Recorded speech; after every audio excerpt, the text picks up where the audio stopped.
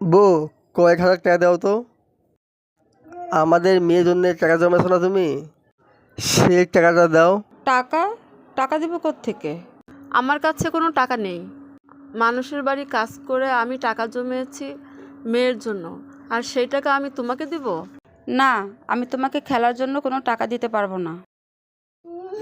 হ্যাঁ, তোমার টাকা ঠিক আছে। আমার দরকারের সময় টাকা দিবে না তুমি? না, খেলার জন্য আমি তোমাকে কোনো টাকা দিতে পারবো না।